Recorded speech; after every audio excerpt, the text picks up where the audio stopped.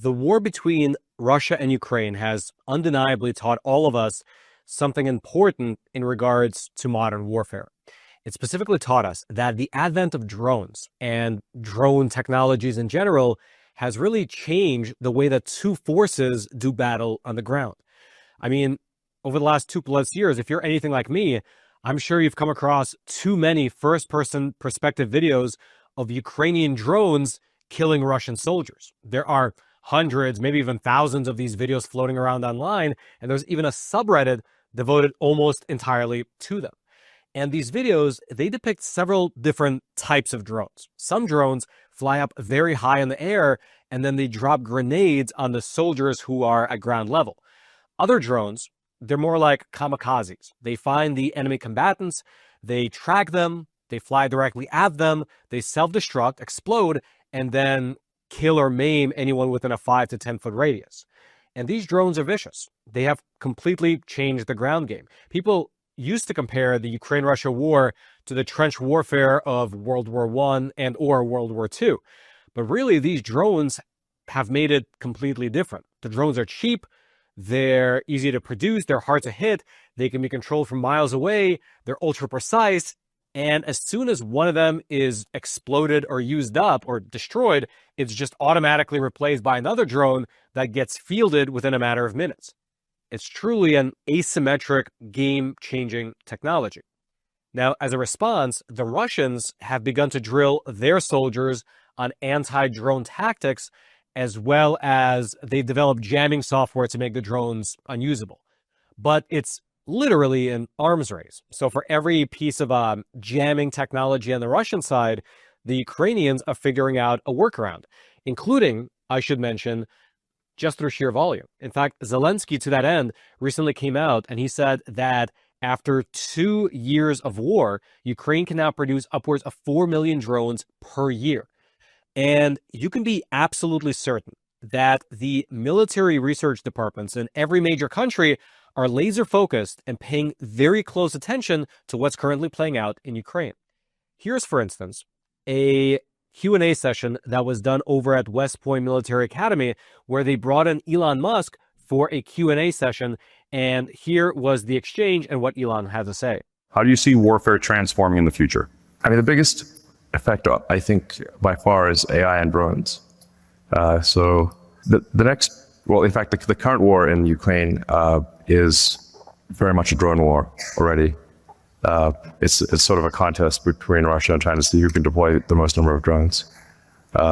Now, if there's a major power war, it's very much going to be a drone war.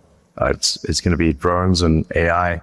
And just for a visual of the type of dystopian future Elon is describing there, take a look at this viral video here that came out of China recently. It shows a drone and a robot dog launching fireworks at each other in simulation of real bullets.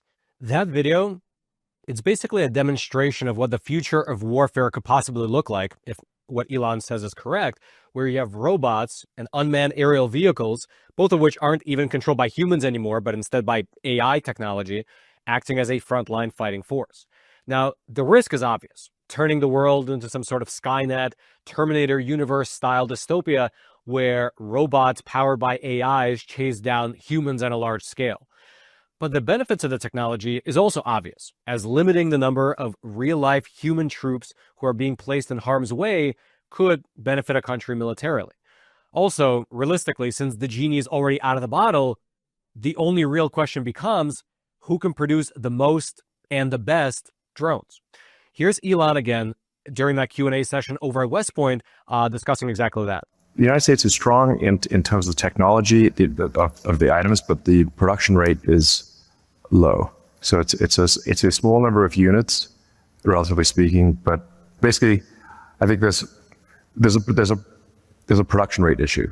Like the rate, if you say like how fast can you make drones? If you say there's a drone conflict, the outcome of that drone conflict will be how many drones does each side have in that particular skirmish times the kill ratio. So if you've got, you can have let's say the United States would have a set of drones that have a high kill ratio, but then the other side has far more drones. If you've got a 2-to-1 kill ratio, the other side has 4 times as many drones, you're still going to lose. Do you think our industrial base can scale to make the volume of drones that you're talking about? I think that's going to be the biggest challenge. That is, it can scale, but it is not currently scaling. And exactly for the reason that Elon mentioned in that interview, an arms race has been waging for years now between the US and China to develop the best next generation drones. In China, this manifested in a certain way, and we'll get to that later, but here in the US, this drone development war, it coalesced into something that the Pentagon called the Replicator Program. Let me briefly break down for you the history of how this US government program came to be. And I will mention that if you appreciate content like this, which takes a lot of time to compile, research, and put together, well, I do hope you take a super quick moment to smash those like and subscribe buttons, as not only will smashing those buttons help this channel grow to at least 2 million subscriptions, which I've been gunning for years now, but also it'll ensure that you'll be receiving our videos every time we publish them. So again, smash those like and subscribe buttons. You won't regret it. Now, rewinding the clock back 5 years to January of 2021, specifically on January 18th of 2021, just 2 days before Joe Biden was sworn into office, President Trump issued an executive order. It was one of the last executive orders issued during his first term in office.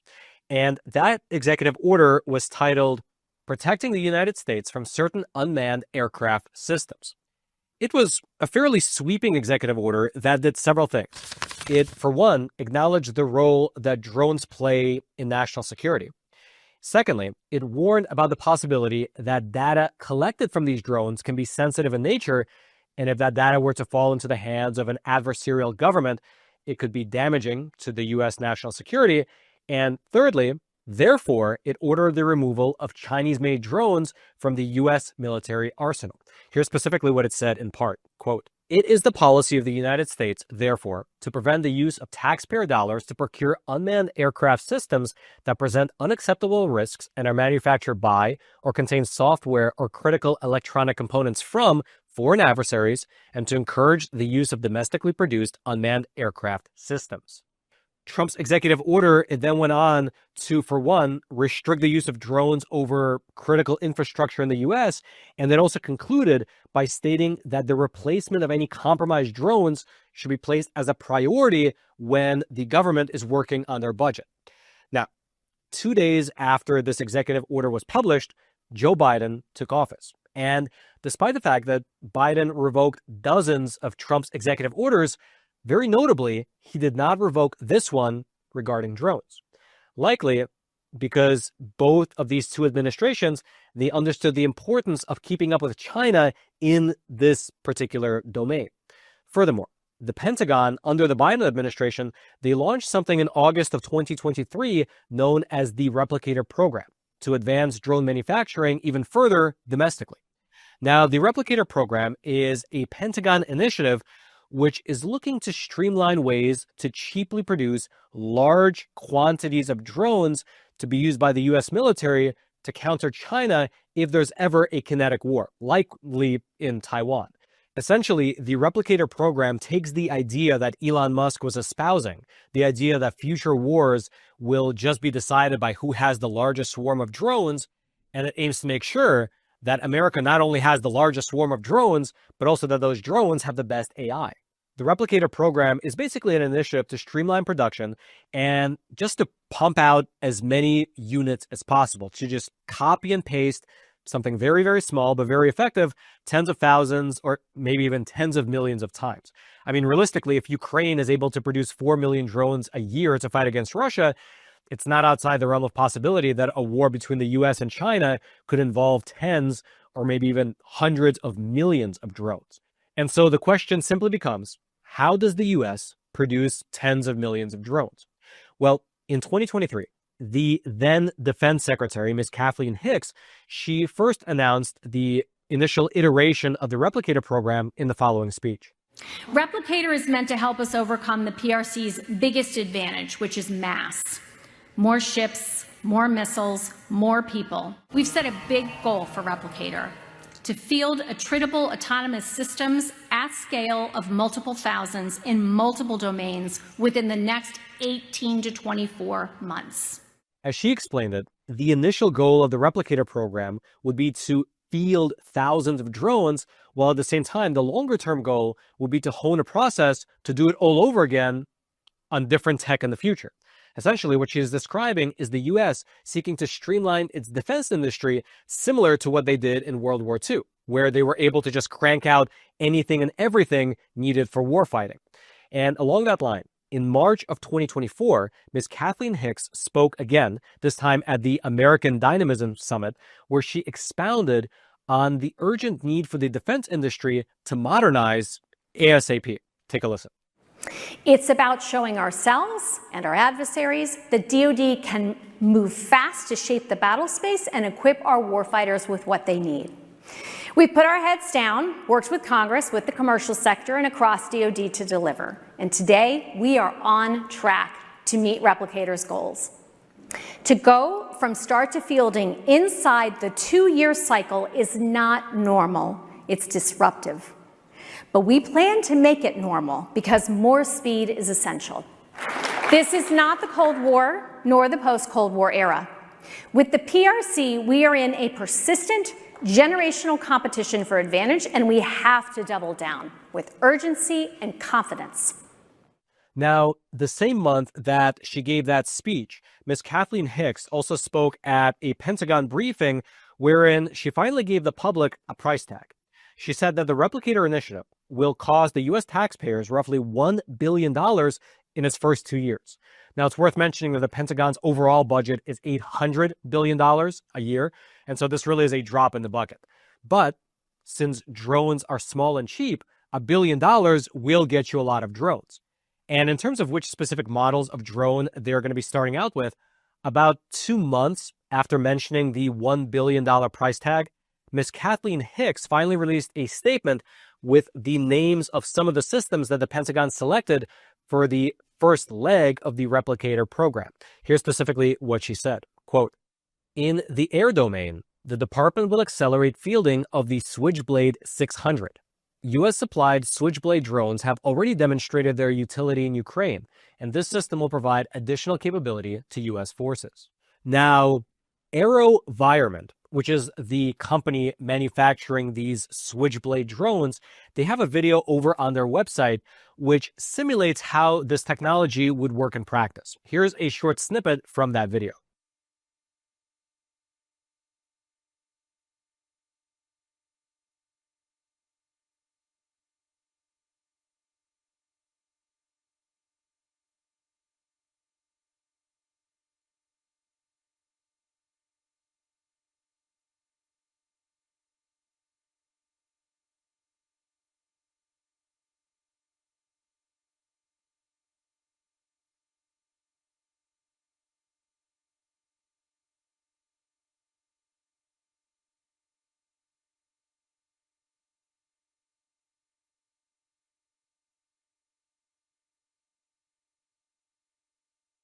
And I will note that in the announcement that came out of the Pentagon, they mentioned that certain capabilities were contracted, but those capabilities must remain classified.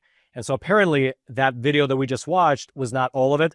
These Switchblade 600 brand drones can do something else, just something that we're not supposed to know about. Regardless, though, this announcement from the Pentagon was just the beginning, as Admiral Christopher Grady reminded us, quote, "This is just the beginning. Replicator is helping us jumpstart the delivery of critical capabilities at scale. We will build on that momentum with industry partners to deliver what the warfighter needs and remove barriers to doing so again and again." That statement, by the way, was from Admiral Christopher Grady in his official capacity as the Vice Chairman of the Joint Chiefs of Staff.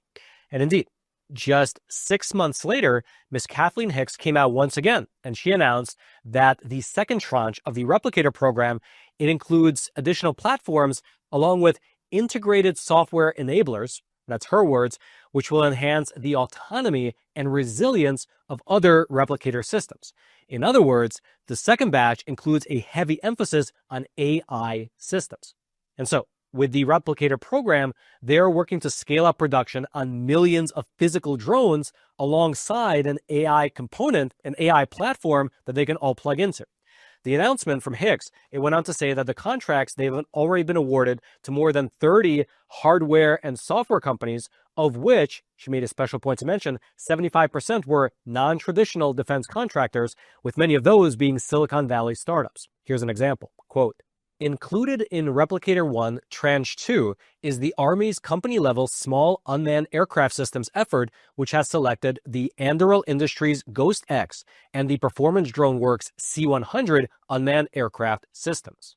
And so, with this announcement, the Replicator program as a whole now officially had 3 models that they were working to scale up. You had the Switchblade 600, the Anduril Ghost X, as well as the Performance Drone Works C-100. And actually, there was a 4th drone as well. The Marines, they opted to select Anduril's Altius 600 model. It's similar, but has slight differences than the others. The others were selected by the Army. Also, citing what was happening in Ukraine, the Pentagon, they mentioned this as a part of their statement regarding these procurements. Quote, "Ukraine has demonstrated the value of small, attritable drones on the battlefield. The delivery of commercially available company-level small UAS, which is unmanned aerial systems, with support from the Replicator initiative will allow American soldiers to rapidly experiment, learn, and innovate with these systems. The advancement of battlefield technology requires us to innovate faster than ever before."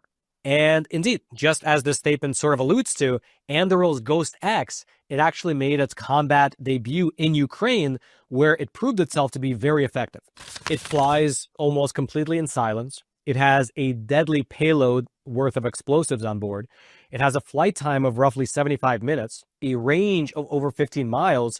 It can carry payloads up to 20 pounds, and it's easily transportable. It only weighs around 55 pounds itself. Furthermore, if the need arises, the drone can actually work autonomously. It has an onboard computer that can run an algorithm to detect, classify, and track objects of interest, while at the same time navigating both terrain as well as airspace intelligently. Then there is the Performance Drone Works C-100, which is an even smaller drone platform. It only weighs 21 pounds, making it both faster and more maneuverable than the Ghost X, but it's still very capable. It can carry upwards of 10 pounds of payload, as well as it has an onboard AI that can identify, track, and engage targets.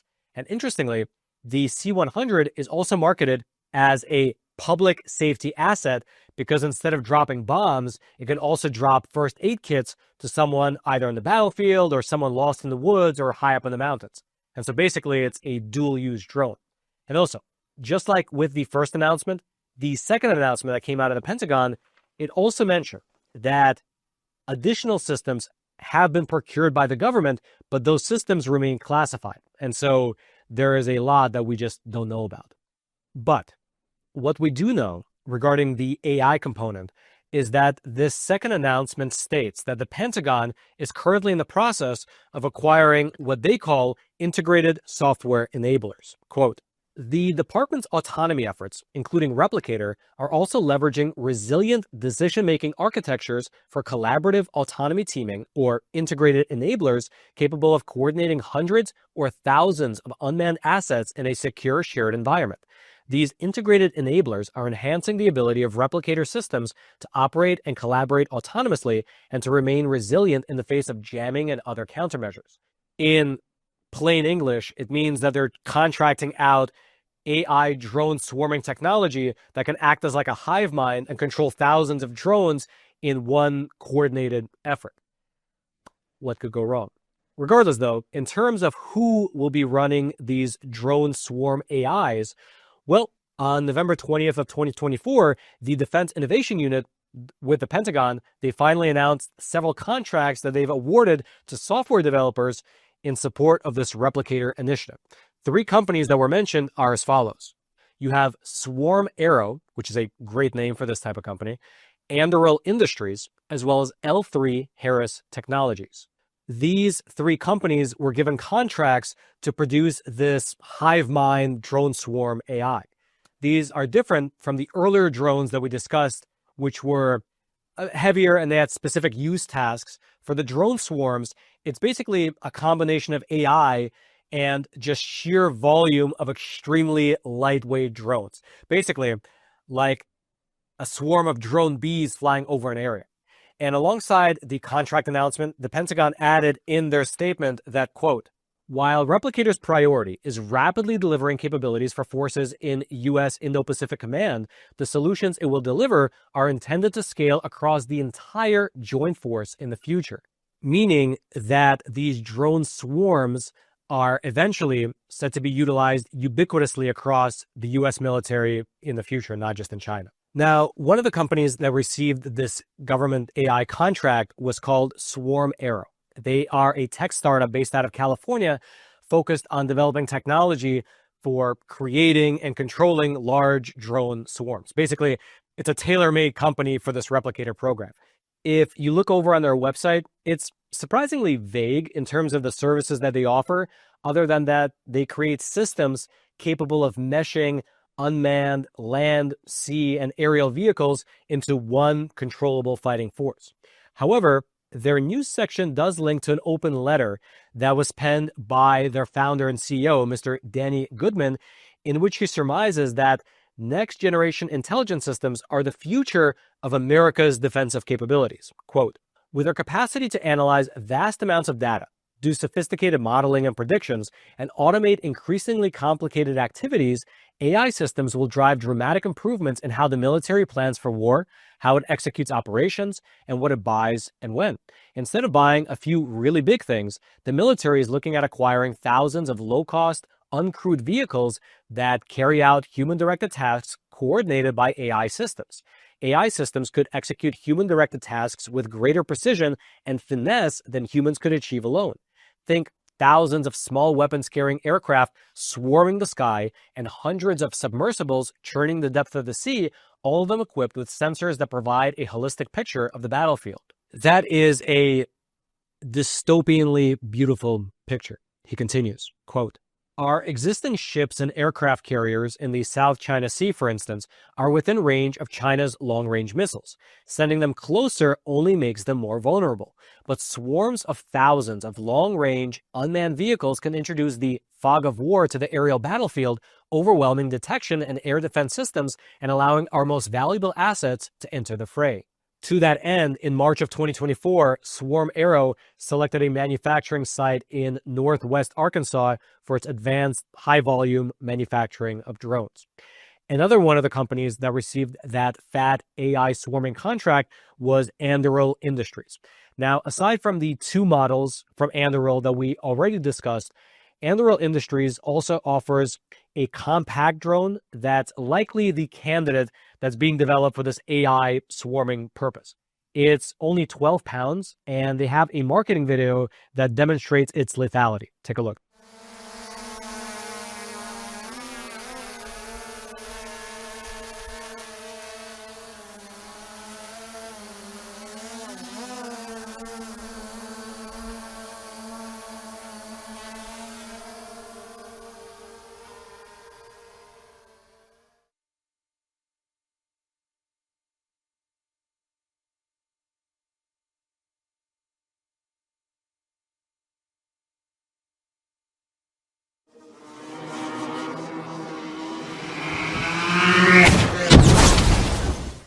And just like Swarm Arrow, it appears that Anduril is also ramping up production. Not too long ago, they announced that they're building a new $1 billion, 5 million square foot facility over in Ohio to manufacture not only these drones en masse, but also they're working on a line of autonomous fighter jets as well as cruise missiles that they claim should begin production within the next few years.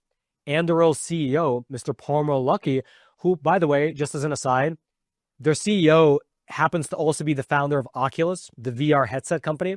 And he recently gave an interview to Bloomberg on some of the timeline pressures that the company is under. And take a look at what he said. Like I said earlier, we don't have time for business as usual. Right now, people are predicting that there's going to be a window of opportunity for Xi in China that opens in 2027.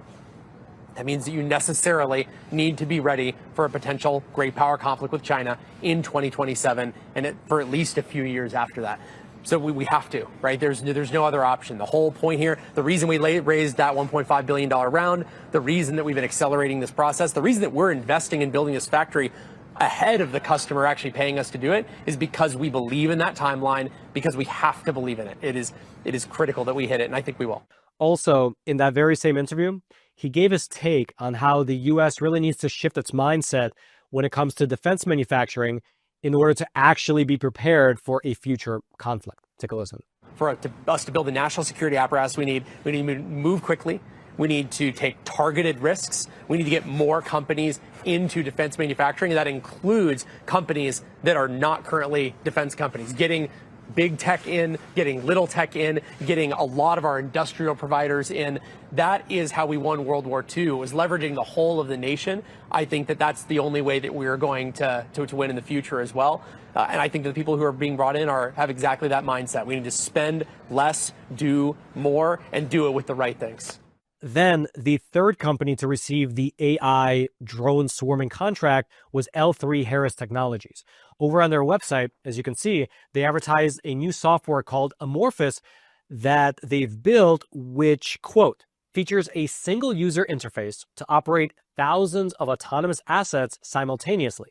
Designed with an open architecture, this software enables the United States and allied militaries to control a mix of uncrewed platforms, payloads, and systems, even if another manufacturer produces them. I guess that would make them something like the Microsoft of AI drone swarm technology. And so that is where the Replicator program is currently at. They have allocated at least $1 billion over 2 years. They've selected 4 large drone manufacturers, as well as several AI technology vendors, to begin building up an infrastructure which will, in the future, allow the US to scale up its drone production as fast as possible, as soon as necessary. But the concern is that no matter what, the US is still moving too slowly. To that end, you had a report that came out last month from the Defense Innovation Board. For your reference, the Defense Innovation Board, it was an advisory board that was set up back in 2016 to provide independent recommendations to the Pentagon on the future of warfare, specifically the future of warfare in regards to technology. And the report that they released in January of 2025 was titled A Pathway to Scaling Unmanned Weapons Systems.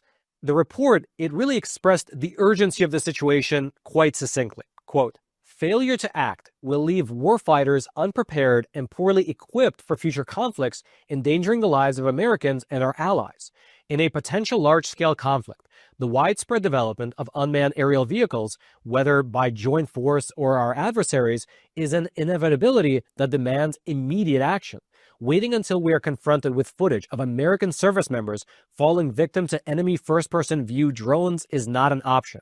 We must act now with the urgency this challenge demands. The report then goes on to highlight the urgency with which the Pentagon should provide U.S. service members with these drone capabilities ASAP. The report says that if nothing else, the Ukraine war has really shown us that having drone superiority is perhaps the decisive edge in battle, and therefore U.S. service members should be given these systems ASAP so that they can familiarize themselves with them now ahead of any war that might break out in the future. The report also makes a serious point to acknowledge that currently China absolutely dominates the manufacturing supply chain of drones on a global scale, and that in order to compete, the U.S. needs to cut through miles of bureaucratic red tape. And indeed, the U.S. does have a really long road to travel if it hopes to be competitive with China in terms of drone swarms. One reason, as highlighted by this report, is because China is already dominant in the commercial drone market, not the military drone market, but the commercial drone market. For instance, Dajiang Innovations, most commonly known as DJI, is the world's largest drone manufacturing company worldwide, already controlling roughly 70% of the global commercial drone market and about 80% of the US drone market. Furthermore, besides just the manufacturing component, the Chinese have been developing their internal drone talent as well. And as just one example of that, here is a recent world record that was set in September of 2024.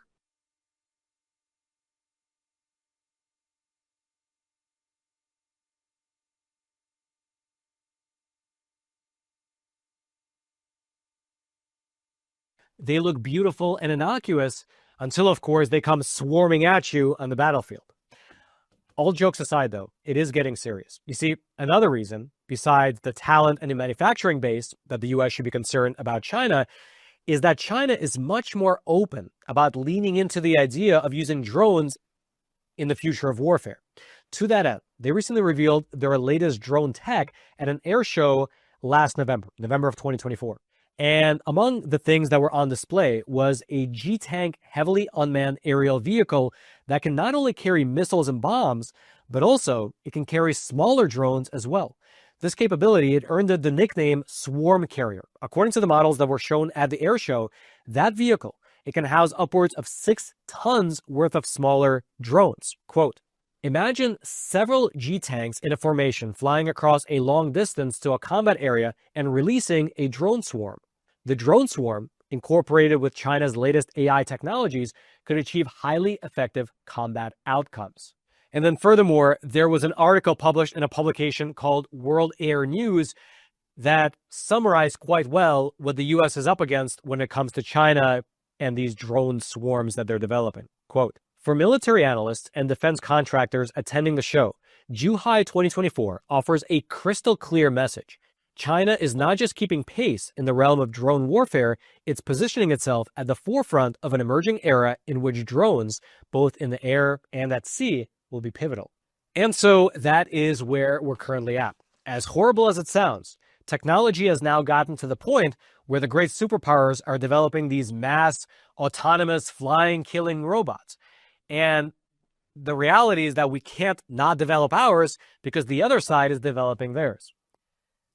If you'd like to read more about either the US Replicator Program or about the corollary program over in China, I'll throw the links to my research notes. You can find them down in the description box below this video.